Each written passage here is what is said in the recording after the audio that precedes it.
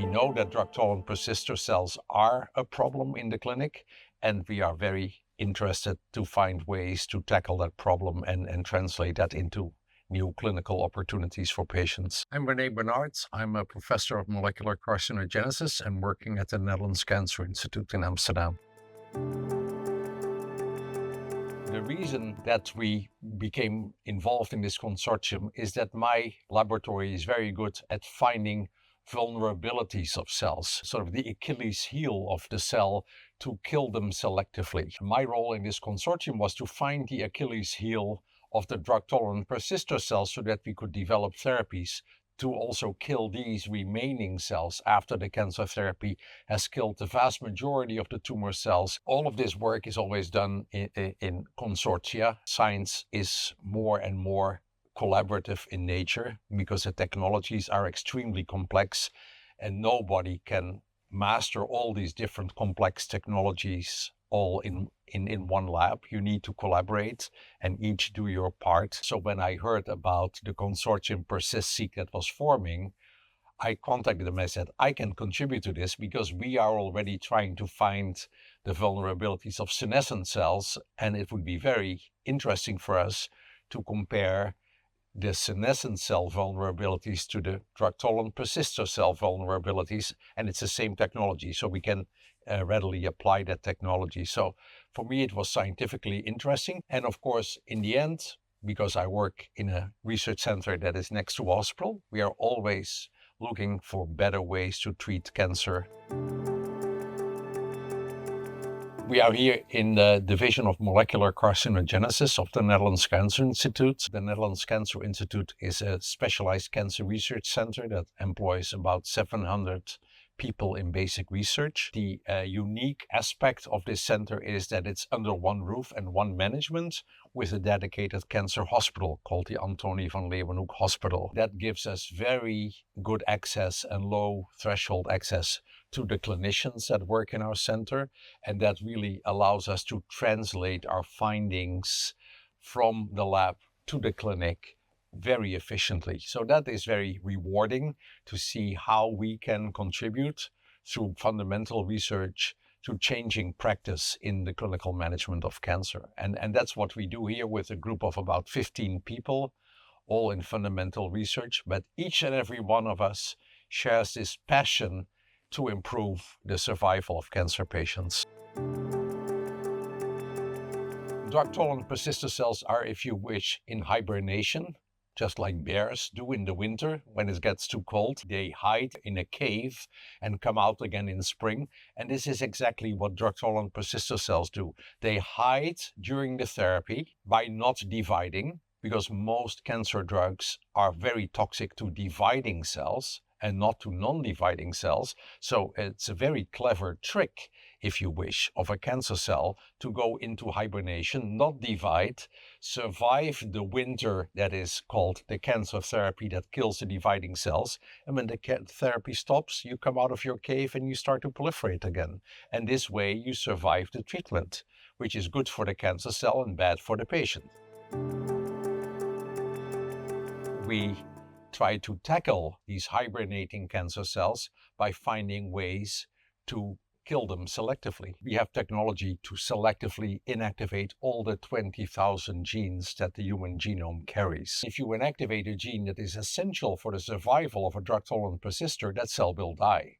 So the way we approach that is that we inactivate all 20,000 genes one by one, and we ask, is there any gene that kills the drug-tolerant persister cells, but not the proliferating cancer cells and the normal cells, because that is the vulnerability that is unique to the drug-tolerant persister. Even though that sounds science fiction, it is really not all that hard to do with the current technology that we have, that some of you may have heard about, called CRISPR-Cas9 technology, where we can basically cut DNA selectively at will and inactivate a gene.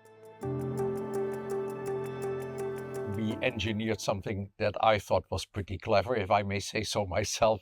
We engineered cells that contain what we call a suicide switch. A suicide switch is required because drug-tolerant persisters are very rare. So most cancer cells, if you apply an effective cancer therapy, will die. only very few cells become this drug-tolerant persister, maybe 1 in 1,000. So to enrich for these drug-tolerant persisters, we have engineered cells with a suicide switch that kills cells when they proliferate.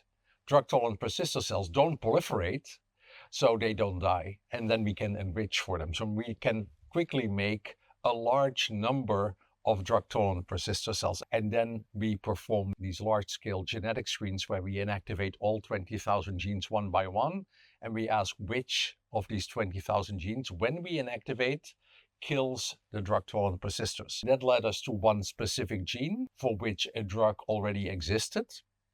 So that was good, because if you inhibit that gene, you kill the cells, so the drug should do the same.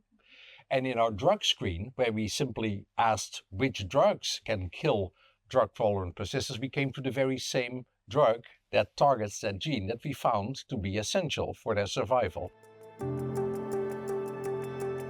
The CRISPR screen and the chemical screen pointed to the same target, namely the bromodomain containing proteins, or the BRD proteins. And that was very useful because, as I said, there are drugs already made by pharmaceutical companies that inhibit these BRD proteins. So for us, that was a gift that those drugs are already available. Bromodomain inhibitors are in clinical development, but I think pharmaceutical companies are struggling to find the right indication where to use these drugs.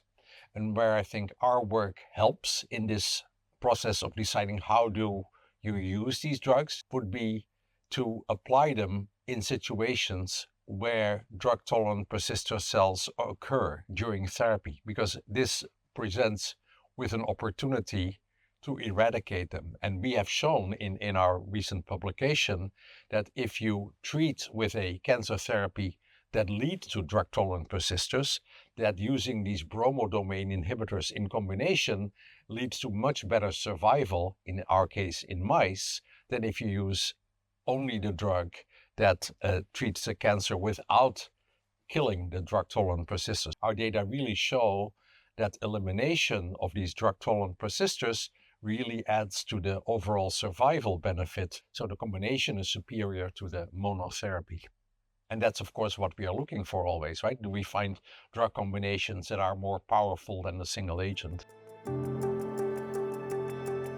It has been a very long-standing question whether drug-tolerant persisters are an artifact of cell culture. Do they really exist in vivo? The reason that we think they exist in vivo is that if we kill these drug-tolerant persister cells with the BRD inhibitors in animals, that they live longer. And that essentially shows that these cells are there, and that if you eliminate them, the recurrence of the tumor is certainly delayed, if not abolished. Maybe it's the indirect evidence, but it certainly adds to the weight. The body of evidence suggesting that drug-tolerant persisters are a real phenomena, also in patients, and that we really need to pay attention to ways how to kill them, is getting better and better every day.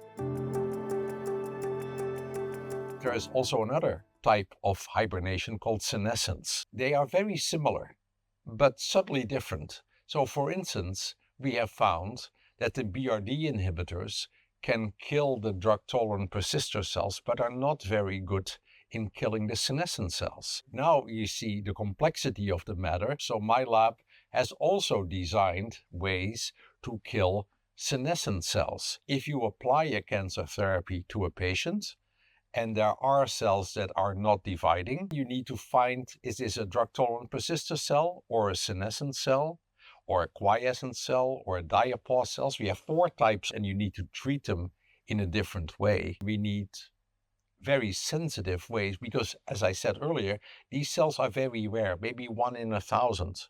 So you need to find the 1 in 1,000 cells in a dying tumor that survive, all subtly different, all different sensitivities, and then find a way to kill them. There is also people in the consortium that do what we call single cell analysis. We didn't have that technology here. So you see here again how everybody brings their own expertise together to understand drug-tolerant persisters. So from my work, we now know how you can make a drug-tolerant persister cell in cell culture, and how they look and how they behave. And now other members of the consortium are generating these same drug-tolerant persisters in animal models with the question, do they behave in the same way and do they look the same as how we define them in the cell culture models? I presume they will be, because as I said earlier, if we use the BRD inhibitor in animals, they still kill those cells because the mice live longer with their cancer. But they may be subtly different, and we're going to find out by comparing the properties of these drug-tolerant persisters in animals versus the ones that we have seen in cell culture. So that will be an interesting comparison to make. So it is not simple, but we're getting better and better at it. So there is hope, but it will still take time.